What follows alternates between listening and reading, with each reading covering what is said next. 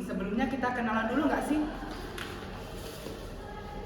Hai, perkenalkan nama saya Setia Suprianto. Saya Destina Aliza. Saya Putri Agustina. Saya Meli Haryati. Saya Putri Nabila. Mengenai chapter 11, dalam mata kuliah mikroekonomi membahas itu pricing with market power. Ada berapa poin, yaitu capturing consumer surplus, price discrimination, the two-part tariff, bundling, dan F-testing. Capturing consumer surplus adalah upaya perusahaan untuk memperoleh sebagian surplus konsumen dengan menetapkan harga berbeda sesuai dengan kesediaan membayar. Strategi ini membantu perusahaan maksimalkan keuntungan melalui penyesuaian harga antara kelompok konsumen. Pada gambar 11.1 menunjukkan bagaimana perusahaan dengan kekuatan pasar itu dapat dilihat kurva yang mana titik P itu adalah harga dan Q adalah kuantitas. Namun tidak semua konsumen memiliki kesediaan membayar yang sama. Ada sebagian konsumen yang mau membayar lebih harga tinggi, yaitu terlihat dari harga P1 yaitu di area A pada kurva permintaan. Di sisi lain juga ada juga konsumen yang hanya membeli jika harganya lebih rendah, yaitu di P2. Di titik B, idealnya perusahaan ini ingin menjual harga berbeda kepada kedua kelompok ini agar dapat menangkap sebagian surplus di kedua wilayah tersebut. Dengan strategi ini, seperti ini perusahaan dapat meningkatkan keuntungan tanpa harus menurunkan harga untuk seluruh konsumen. Contoh penerapan gambar 11.1 yaitu ada di program kupon di supermarket, yang mana konsumen yang menggunakan kupon biasanya lebih sensitif dengan harga. Misalnya pada produk sampo, elastisitasnya penggunaan kupon adalah min 1,04 dibandingkan min 0,84 untuk non-user. Dengan memberikan diskon hanya bagian pengguna kupon, perusahaan tetap menjualkan pada dua segmen harga berbeda dan berhasil meningkatkan keuntungan sekaligus menangkap lebih banyak surplus konsumen.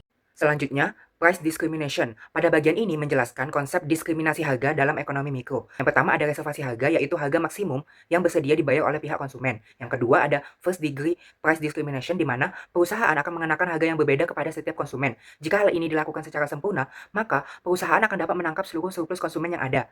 Yang ketiga ada variable profit, keuntungan yang diperoleh dari setiap unit tambahan yang diproduksi.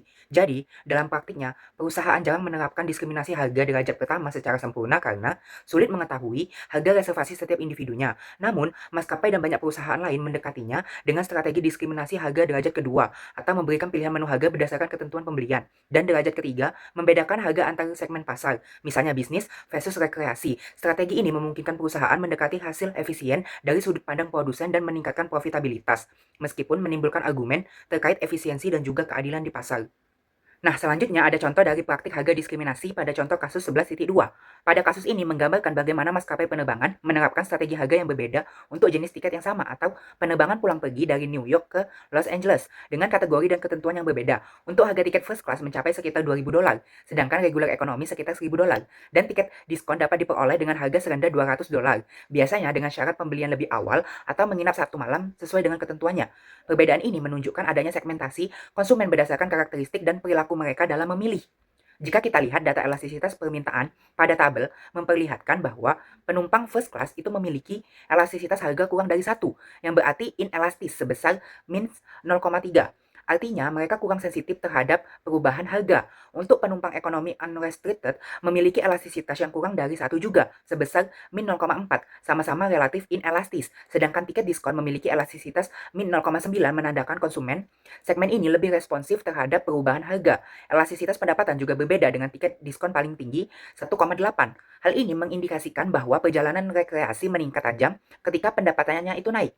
Melalui perbedaan ini, maskapai dapat memaksimalkan profit dengan menjual tiket mahal kepada segmen yang kurang peka terhadap harga, misalnya pelancong bisnis atau penumpang premium, dan tiket yang murah kepada segmen yang lebih sensitif, misalnya wisatawan rekreasi untuk mengisi kursi yang kosong.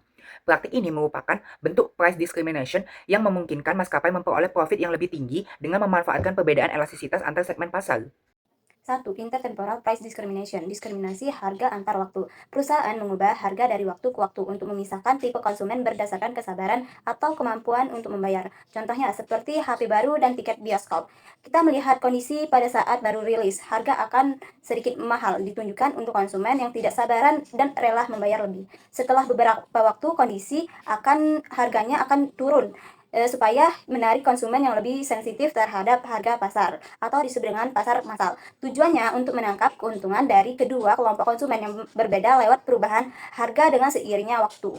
Yang kedua itu peak load pricing, harga saat beban puncak. Perusahaan membedakan harga berdasarkan kondisi permintaan, ramai dan sepi. Contohnya seperti pada tarif listrik, tol, hotel, dan tiket pesawat.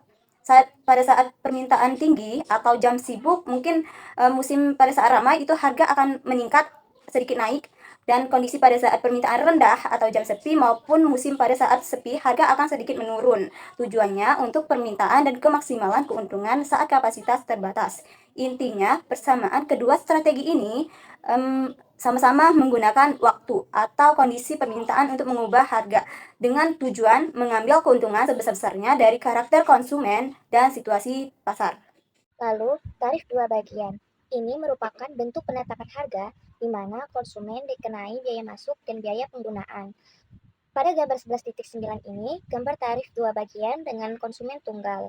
Konsumen memiliki kurva permintaan yaitu D, perusahaan memaksimalkan keuntungan dengan menetapkan biaya penggunaan. PS sama dengan biaya marginal.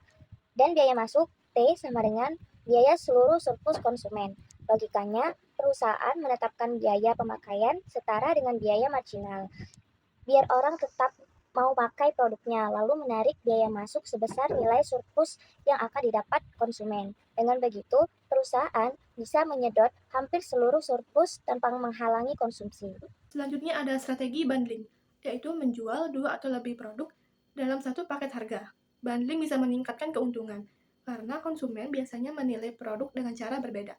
Misalnya, film A lebih disukai di bioskop pertama, sedangkan film B lebih disukai di bioskop kedua. Maka kalau dijual terpisah, akan membuat perusahaan kehilangan potensi pendapatannya. Tapi kalau dijual dalam satu paket, perusahaan bisa menyeimbangkan perbedaan nilai antar produk di mata konsumen dan memaksimalkan keuntungan, seperti paket internet plus TV kabel, atau seperti bundle software seperti Microsoft Office. Nah, selain dari pengaturan harga, perusahaan bisa mempengaruhi pasar lewat advertising atau periklanan. Iklan ini berfungsi untuk menggeser kurva permintaan ke kanan, artinya meningkatkan minat dan kesediaan konsumen untuk membeli. Tanpa iklan, perusahaan punya pendapatan rata-rata dan pendapatan marginal pada tingkat tertentu. Tetapi dengan adanya iklan, kedua kurva ini akan bergeser ke kanan karena meningkatnya permintaan.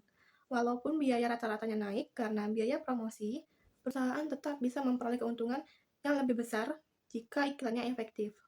Tapi sebaliknya, jika iklannya tidak efektif dan tidak tepat sasaran, maka hanya akan menambah biaya tanpa meningkatkan penjualan.